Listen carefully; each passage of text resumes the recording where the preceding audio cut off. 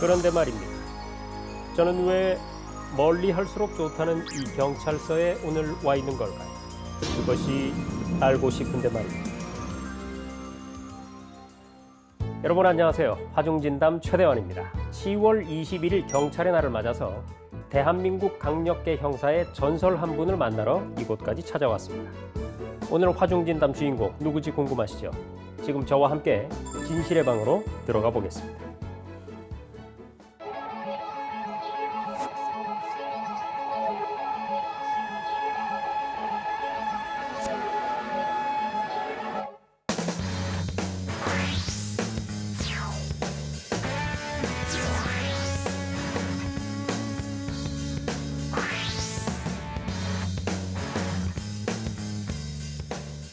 교수님 안녕하세요. 예, 안녕하세요. 반갑습니다. 예. 앉으십시오. 예.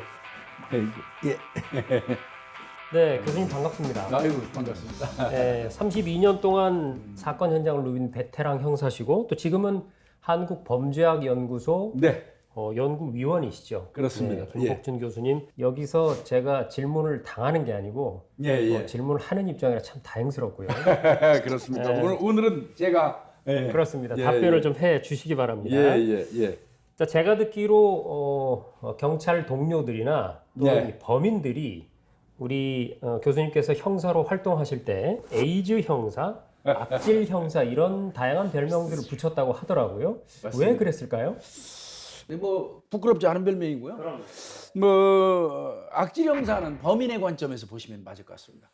범인의 관점에서 보시면 맞을 것 같고 에이즈는 참 걸리면 죽는 병이었다고. 그렇죠. 그래서 이제 저한테 걸리면 죽는다.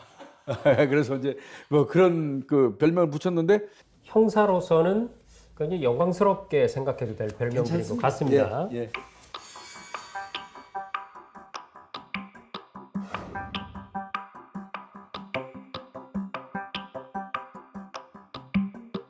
자, 1982년에 경찰에 입문하셨죠. 그리고 그렇습니다. 2014년에 동두천 경찰서 수사과장으로 이제 퇴직을 하셨는데요. 네네. 그러니까 32년 동안 오로지 수사 외길을 걸으셨어요. 예. 나쁜 사람들 참 많이 잡아 넣으셨을 것 같은데 그 네네. 32년 동안에 검거한 범인들 숫자가 얼마나 되나요? 대충 제가 취합해 보니까 3,000여 건 이상은 취급을 한 것 같고요. 검거한 사람이 3,000명이 넘을 수도 있겠죠. 예. 그 숫자만큼 김 형사님께서 사회를 깨끗하게 만드셨다 이렇게 생각할 수 있겠네요. 아이고 감사합니다. 수많은 사건들을 해결을 하셨는데 지금까지 해결하신 사건들 중에 글쎄요 가장 아찔했던 기억이라고 하면 언제일까요? 절도범을 그 현장에서 발견해서 추적하는 과정에서 이 절도범이 이 단독주택 옥상으로 뛰어 올라갔어요.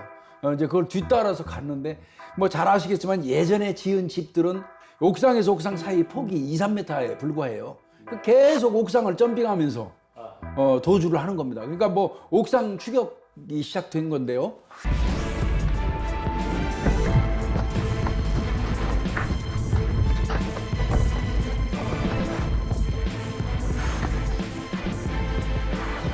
어느 순간 그 내 앞에서 도주하던 범인이 갑자기 퍽 하는 소리 나면서 밑으로 그냥 그대로 추락을 했어요. 깜짝 놀랐죠. 그래서 뭔가 하고 가보니까 옥상 위에 있는 건조대 빨랫줄이 있었어요. 그 범인이 도주하는 과정에서 빨랫줄이 잘 안 보이니까 그걸로 뛰다가 목에 걸려가지고 밑으로 추락을 했는데 많이 다쳤죠, 범인이. 추적하는 과정에서 제가 그렇게 될 수도 있었잖아요. 그 순간 지금 생각하면 지금도 머리가 쭈빗하죠. 아찔하네요. 예. 우리가 그전에는 화성 연쇄 살인 사건이라고 불렀었던 네네네. 이춘재 연쇄 살인 사건 수사에도 직접 참여를 하셨었죠, 형사로. 그렇습니다. 지원 형사로 나갔었습니다. 네. 자, 사상 최악의 미제 사건이었었죠, 이 사건이. 그런데 드디어 이제 진범이 검거가 됐고 네네. 이 살인범인 걸 확인하게 된 계기, 그 과학 수사 어떤 기법이었나요? 궁극적으로는 DNA로 해결을 한 겁니다. 네.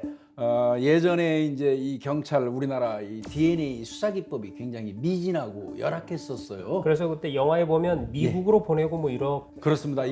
사실은 그때 사건은 일본으로 보냈었어요. DNA 그 감식을. 그 당시에 발견하지 못한 각종 그 이 DNA 자료를 잘 밀봉해서 보관한 상태에서 이제 경찰이 보유하고 있다가 원점 재수사 재수사하는 과정에서 이제 그 당시에 잘 놔뒀던 이 증거물들을 다시 한번 DNA 감식을 했던 게 주요했던 겁니다. 그 연쇄 살인 사건을 다룬 영화가 살인의 추억이잖아요. 그렇습니다. 그 살인의 추억에 보면 배우 송강호 씨가 주연을 연기를 맡았던 박두만 형사라고 나오는데 그렇습니다. 예. 그 실제 모델이라고 들었습니다. 화성 사건 관련해 가지고 한 번도 저도 손을 놔본 적이 없는 관심이 많았던 형사 중에 속하고요. 공교롭게도 송강호 씨가 또 얼핏 얘기들을 그렇게 해요. 저하고 좀 비슷하다고. 아, 네. 봉준호 감독이 예.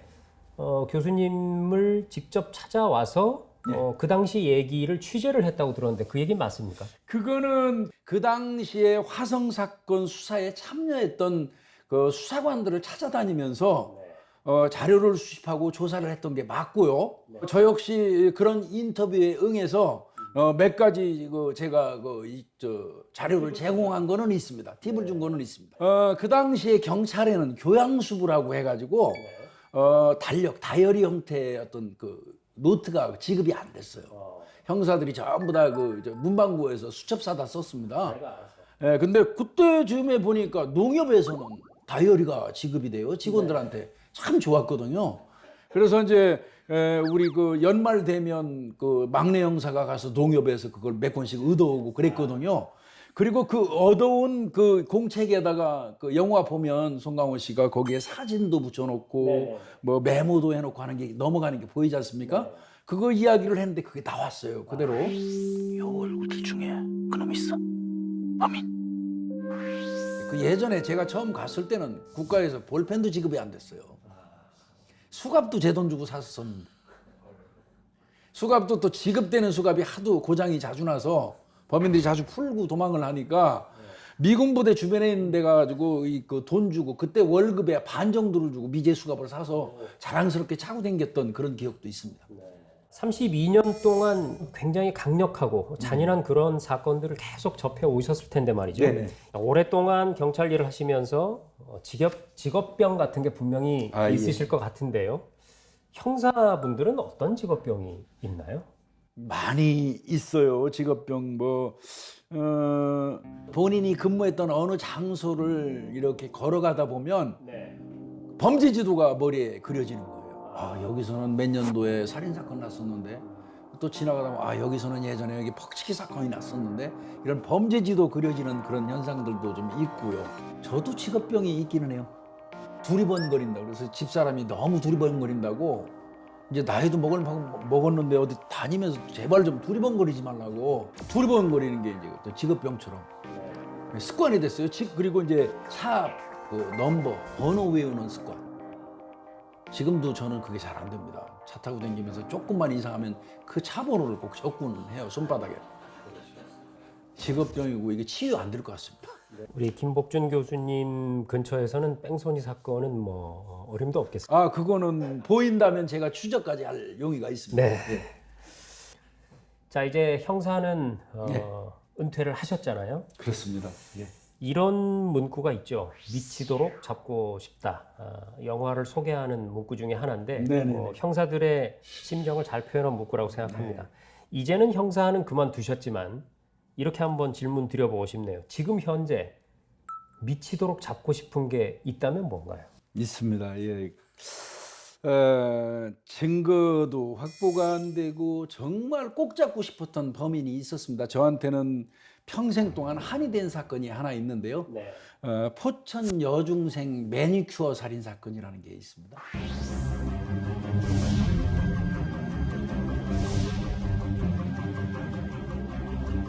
실종 96일 만인 지난 2004년 2월 사라진 엄양은 집에서 6km 정도 떨어진 야산 아래 배수관에서 싸늘한 시신으로 발견됩니다. 수사하는 과정에서 정말 저하고 형 동생하는 내 동료가 수사에서 오는 스트레스, 그다음에 검거하지 못하는 어떤 죄책감 이런 것 등등으로 농약을 먹고 극단적인 선택을 했어요. 그때 그 친구를 이제 우리가 다 묻고 우리 형사들끼리 그 얘기 했었습니다. 무슨 일이 있어도 우리 이 범인은 꼭 잡자. 이러면 반드시 잡아서 그 법에 회부하자 이랬는데 저희가 그걸 검거하지 못했어요. 그래서 정말 할 수 있는 범위 내에서 이게 뭐 불법이 아니라면 무슨 짓이든지 해서 그 범인을 검거하고 싶고, 그래서 그 범인을 제가 꼭 잡고 싶었는데 너무 안 되더라고요. 그래서 솔직히 얘기해서 꿈을 꿔보고 싶었어요. 꿈이라도 꿔서 혹시 꿈속에서라도 좀 범인을 좀 특정할 수 있을까? 그래서 그 아이가 잠자던 그 아이 방에 가서 그 아이 이불 덮고 요 깔고 이불 덮고 그 집에서 꿈 꾸려고 한 2, 3일 잠도 좀 잡았어요. 근데 잘 꿈도 안 꿔지더라고요. 형사는 사건 현장에 나가서 가장 먼저 피해자를 접하는 사람이 되거든요. 바꿔서 얘기하면 그 피해자가 공격을 당하면서 죽어가는 과정을 형사는 제일 먼저 출동해서 몸으로 느낍니다. 피해자에 대한 어떤 이 공감 이런 게 없으면 형사 할 수 없고요. 별짓 다 해보죠. 할 수만 있다면 무슨 짓 못 하겠습니다.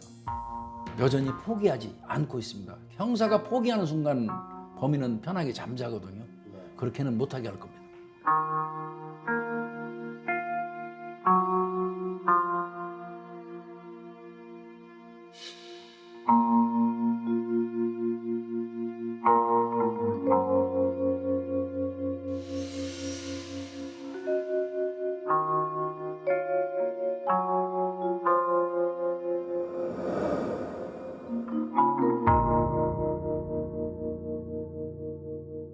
제가 자료를 좀 찾아보니까요. 예. 우리나라의 5대 범죄 검거율이 80%를 넘고요. 살인, 강도, 강간 같은 이 강력 범죄 검거율이 무려 95%가 넘는 걸로 그렇습니다. 그렇게 나와 있더라고요. 그렇습니다. 전 세계에서 이 정도면 굉장히 높은 검거율이 아닌가 싶은데 예. 이런 높은 검거율이 나올 수 있는 이유가 어디 있을까요? 일단은 뭐 여러 가지 요인이 있지만 제 생각은 CCTV라고 생각합니다. CCTV가 대한민국 전체에 진짜 엄청나게 촘촘하게 구축이 돼 있어요.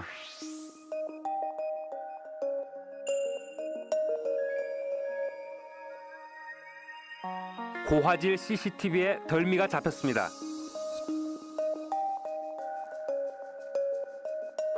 교수님, 우리나라의 이 과학수사 네. 기법이랄까요, 기술이랄까요? 예, 예. 어느 정도 수준에 와 있습니까?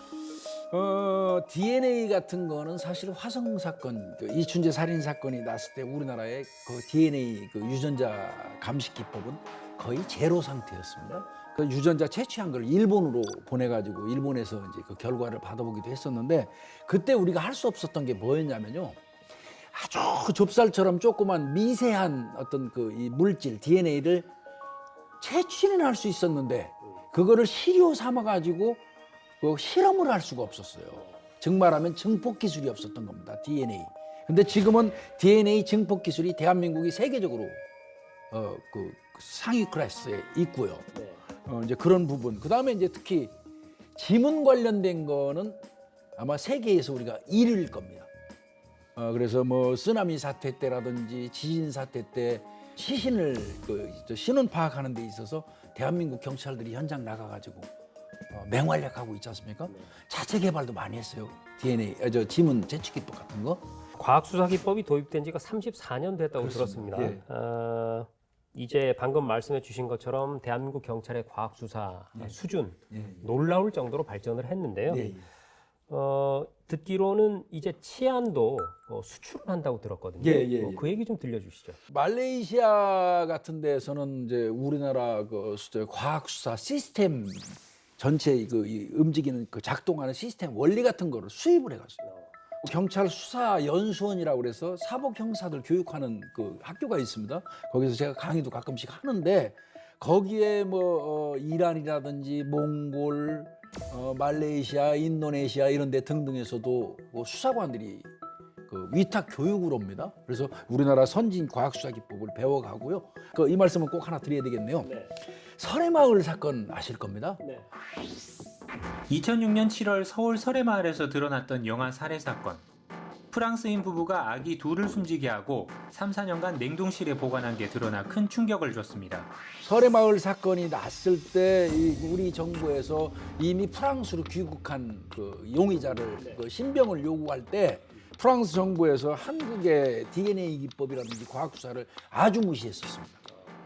그리고는 그 말도 안 되니까 그 신병인도 못한다 뭐 이런 식으로 했었는데 나중에 이 대한민국의 과학 수사, 이 DNA 도출 뭐 이런 거를 전체 살펴보고 난 이후에 자신들보다 우리가 앞서간다는 걸 느꼈다는 거 아니에요. 그때 어떻게 보면 대한민국의 과학 수사가 세계적으로 알려진 게 설해마을 영아 살해 사건입니다. 네, 그렇군요. 자, 이렇게 수사 기법, 수사 기술이 네. 갈수록 발전하고 첨단화되는 건 다행인데 네. 그에 못지않게 범죄 방법도 끊임없이 진화를 하거든요. 네네네. 범죄학 또 범죄를 연구하고 공부하시는 입장에서 네. 그거 참 어려운 일일 것 같아요. 분명한 거는 수사는 늘 범죄의 뒤를 따르도록 돼 있습니다. 구조적으로. 범죄는 늘 한 발짝 앞서가고 늘 그 수사가 한 발짝 뒤에서 따라가는 형태. 이거는 뭐 공통적인 현상이고요. 이제 그 부분이 애로겠지만은요. 범죄 관련해서 범죄학을 연구하는 사람 입장에서 근데 이제 제가 가장 어렵게 보는 거는 엄청나게 신장된 인권과의 충돌 문제예요. 그 인권 충돌 지점 그걸 어떻게 해소해야 되느냐 하는 게 제가 볼 때는 그 가장 난관이고요. 그다음에 공권력 경시의 문제. 공권력을 굉장히 무시하고 경시하면 수사가 효율적으로 이루어질 수 없거든요. 그런 이제 난관이 약간 있습니다. 오늘 교수님하고 얘기를 나눠보니까 네. 형사를 은퇴하신 지가 꽤 됐는데도요. 그렇습니다. 예. 지금도 그냥 김복준 형사 같습니다. 너무나 아이고, 네. 감사한 말씀입니다. 앞으로 좀 계획이 있다면 어떤 일들을 계획하고? 그동안 책을 뭐 한 67권 썼어요. 좀 관점을 가지고 지금 쓰고 집필하고 있는 책이 실무범죄학입니다. 범죄학은 이론으로서만 존재하지 않고 현장이 가미된 그 어떤 범죄학을 하나 쓰고 싶어서 지금 거의 끝나갑니다만은 그래서 이제 책도 좀 그렇게 효율적인 책을 좀 쓰고 싶고요. 뭐 기회가 되는 좀 강의 좀 하고 있거든요. 강의도 좀 열심히 하고 싶고 할 수 있는 범위 내에서 후배들을 위해서 할 수 있다면 하겠습니다. 잘 들었습니다. 사실 국민이 편하게 발을 뻗고 주무시게 만들기 위해서 사선으로 뛰어드는 사람들, 예, 예. 바로 경찰관들이죠. 예, 예. 남다른 사명감으로 국민의 안전을 위해서 힘쓴 우리 14만 경찰관들의 노고를 우리 국민들도 결코 잊지 않을 거라고 생각하고요. 아유, 감사합니다. 예. 취재를 제가 한 건지 취조를 하러 온 건지 예, 예. 분위기가 그렇습니다. 잘 모를 예, 예. 아주 소중한 시간 가졌는데요. 오늘 함께 말씀 나누셔서 진심으로 고맙습니다. 아유, 감사합니다. 네, 건강하십시오. 고맙습니다. 예.